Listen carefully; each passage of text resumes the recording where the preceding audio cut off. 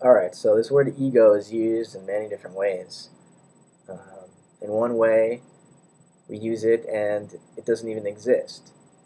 The Buddhists say that the ego is an illusion. It's a desire that we never attain, but that we are constantly chasing after.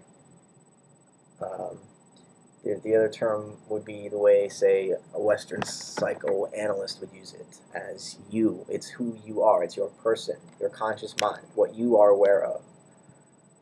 And that it's a legitimate way of using the word.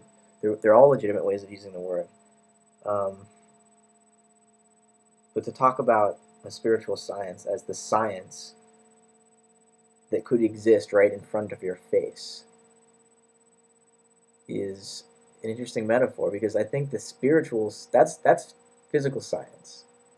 It exists in front of your face. You can perceive it with your five senses. But I think a spiritual science is recognition of the face and what it means to have a face. So what if the law itself, the equation, is an equation of recognition instead of the self, of the face, instead of viewing something separate that exists in front of your face, before your five senses, in this world of surfaces. Because the spiritual world is an invisible world, which is why it seems so difficult to prove, because it's not out there. It's deep within. Out there is just empty space. We don't, there's nothing good for us up there. We're not going to be able to travel through space fast enough for it to be efficient to actually find new Earths, or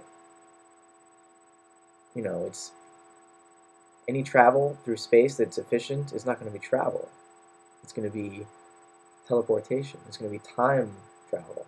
But again, time isn't a quantity of something, or it's not an extended space. It's not like you can travel through time, because travel implies motion through something, and time isn't like space.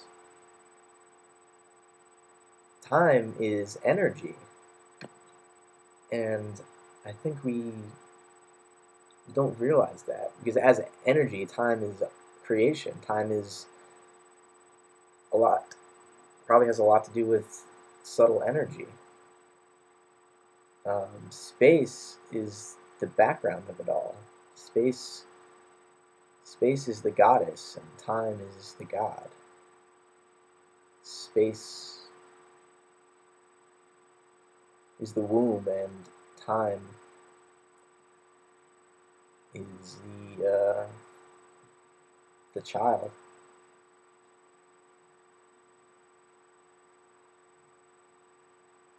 But I think what we have to recognize, we could call it the ego, or we could call it the witness. The witness that can observe not just the exterior world of the five senses objectively, but the interior world of psychological experience. We need to be able to see ourselves for what we are and not judge ourselves, because the ego seems to always want to judge, which is why the ego tends to be selfish. The ego itself is not the problem. I agree with that. The problem is selfishness, which is just an overemphasis on separateness. We feel this need to attach to a certain perspective, our own perspective, and we're told to make it different from everybody else's and to think for ourselves. But that very idea to think differently makes us all the same, um, because we can never really think differently. If we all thought differently, we couldn't communicate, and you could say that that's how it actually is for the most part these days. And there might be some truth to that. But still, we're all connected. When we're inspired, human beings who are inspired about usually one thing, love, or some expression of love. And if people feel separate, if people are judging everything they look at, you can't judge and see beauty. Beauty has to overtake you. You can't choose it.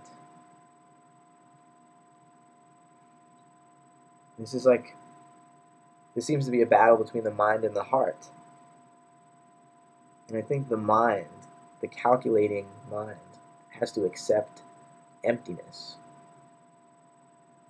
which just means that all forms are a pattern, and each aspect of the form is connected to every other aspect of the form.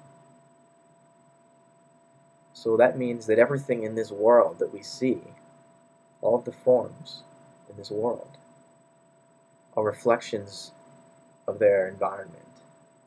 The figure in the ground cannot be separate. We pick out one thing, but one thing exists within a field of other things, and it gets its meaning from that relationship to all the other things in that field, and we wouldn't know what it was without them.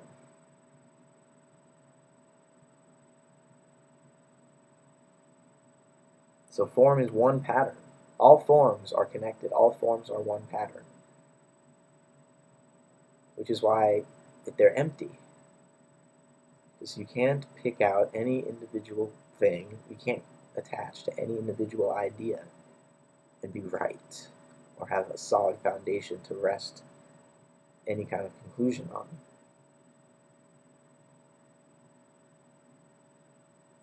Because separateness in this world is an illusion. You push on this side and it pops out over here.